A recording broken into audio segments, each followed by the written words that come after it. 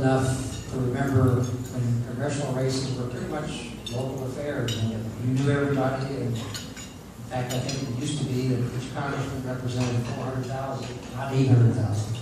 So I think it's pretty fair to say that the 26th congressional district is one of a handful in the whole country that's been targeted by both the Democrats and the Republicans' congressional campaign committees.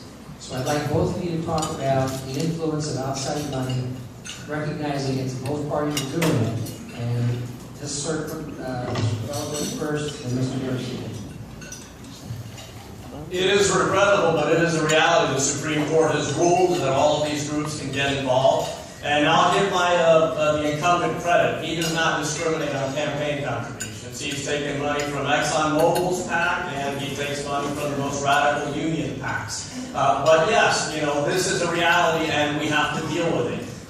If I go to Congress, I'm committed to campaign finance reform, real campaign finance reform. Unfortunately, the McCain-Feingold Act is in many ways responsible for the reality that we're seeing here today. And there are a lot of unintended consequences to things people in Congress do.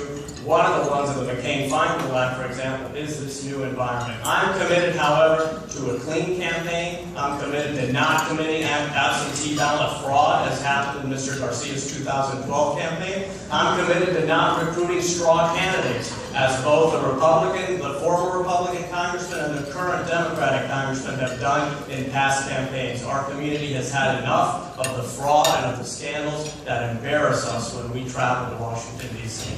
Yeah, no, I imagine you were tired of it when you were contributing to that candidate and his run for Congress. So I can tell how much it bothered you then and how much it'll bother you later. When the majority of your campaign is being paid for by special interests, look it up. It's all special interest money, which comes out from outside the state by people who have coal interests and other sorts of interests that have nothing to do with Florida. Why do you think people have been attacking me on local TV here, on the internet, for the last year and a half? It's come from outside money. Before they even knew who was going to occupy the chair, they were keeping it nice and warm for it. They were paying for it. Thank you. Now, if you remember at the beginning, we took lots to see who would get the opening. So now, each of them has a minute closed, and Mr. Garcia, you get to go first. Look, I think you've got a question to ask yourself. Do you want to go forward or do you want to go back? What you know is what I say I do, and that's what we've done. We put a voice to Key West, we put a voice to the Florida Keys, we brought dollars down, whether it's negotiating with the military to make sure we get our benefits, whether it's getting money from the Army Corps of Engineers to finish our water projects, whether it's working to keep regulations that are unnecessary. You know, the other day I sat with one of the fish house guys, and he was complaining about all these regulations that make their life tough, and I agree with him. My question to him was, tell me how many new regulations you've gotten since I've gotten here. You know why you haven't?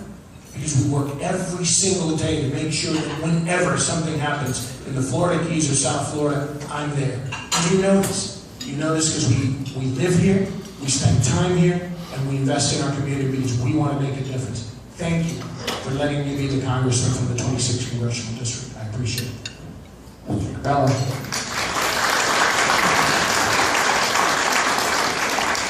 During the 2012 campaign, all of us witnessed on TV Congressman Garcia lecture us on the importance of ethics in politics. This after he knew that his campaign had recruited and very likely illegally financed Rolly Araujo, a straw candidate, in the 2010 campaign. That was on the front page of the Miami Herald 2 weeks ago, I'm not making it up. And while his former chief of staff, campaign manager, and former roommate was committing absentee ballot fraud in the 2012 campaign. That's another fact, I'm not making it up. We do need leaders in Washington that can get things done for this community. This is a special community. Not everyone in this community is engaged, but those of you that are make the difference for everyone else. And you deserve someone that can actually work to get things done for the Florida Keys in Washington. And as Mr. Garcia said in 2012, members of Congress who are worried about investigations and who have done, as he has done, hire criminal defense attorneys to represent them, cannot effectively serve this community. I will be here, I will say yes, and I will represent you with integrity. Thank you.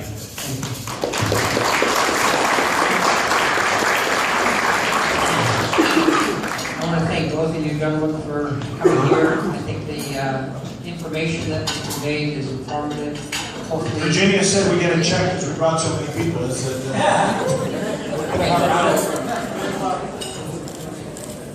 and don't forget now, elections are coming up. Let's see if we can improve our percentage above what we did in the primary. Thank you. Thank you, Wayne.